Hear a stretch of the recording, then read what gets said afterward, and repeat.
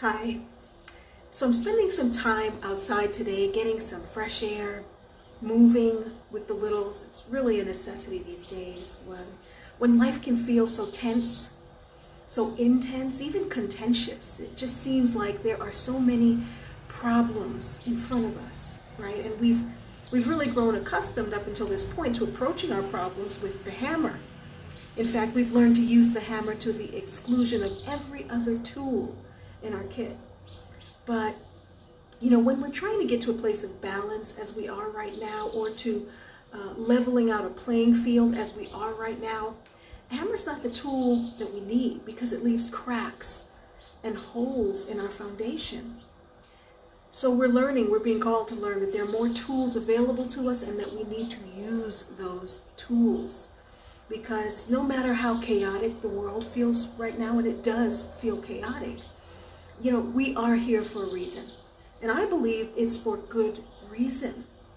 I believe we're here to become healthier, more compassionate human beings, raising healthy, compassionate human beings in community together. So consider that there's a bigger picture for us to explore here. We've gotten ourselves here not to fail, not to fall, but to grow. And it does feel tense and intense and contentious. But consider that everything we've done and learned up until this point has trained us to be here and to grow here. As with all of nature, life finds a way.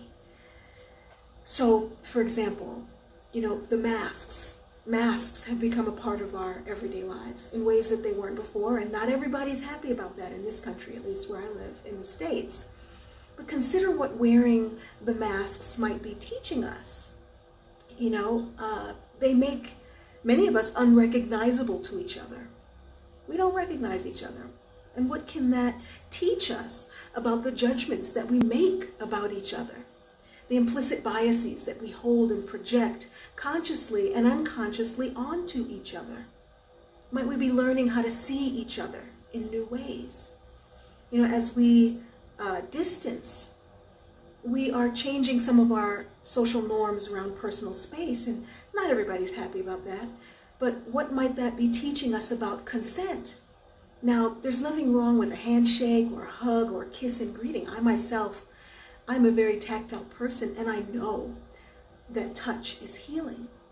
But I have become more aware now than I ever have been of how often folks have touched me that I didn't want to touch me, have run up on me and touched my hair, for example, without my consent, or hugged or touched my children without their consent. And of course, I'm asking myself, well, how many times have I done that unconsciously to another because of these uninvestigated social norms? So for me personally, this chaos is calling me and causing me to think about what it takes to be a healthy human. Healthy in my own body, and healthy in my relationship to other bodies, to other people, and healthy in my relationship to the earth. And of course, to act on that, right? Because this is not going away. It's not something that we can avoid. Because we're being called to live in communities of healthy humans, raising healthy humans in a healthy ecosystem, so that we can give our children back their childhoods where they know that they are safe and protected, loved and nurtured, all of them within the community. And how can we give our children something that we ourselves don't know how to do? So this is indeed a time of revolution and evolution. And somebody said to me the other day, make the revolution irresistible. And I just loved that, because we do have the opportunity to create a space that all of us want to step into and can step into and live in, where all of us can thrive over the long run. So, this is about empowering ourselves and empowering other people, getting to balance, leveling the playing field. It's about righting the injustices that have created imbalances within and among us so that we can move forward in healthy community together.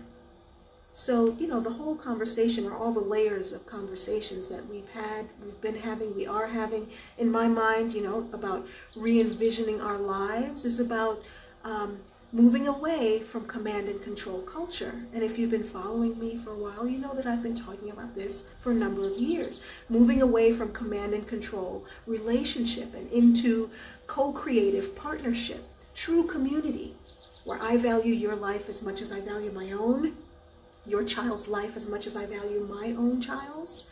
Right? I see that in the conversation around policing that we're having in the States, around re-envisioning policing, because when we police, we can and we do miss the humanity. We can and we do lose our own humanity. You know, we need to put down the hammer and the desire for more and more and more and really do better, be better. We've been called to be better and stand in that space of our shared humanity. Because I do believe that we're here for a reason. And I do believe that it is for good reason. And that every problem that we are being faced with right now has come to us bearing the seed of its own solution. Just something to think about. Thanks for tuning in, and much love. And until I see you again, be well.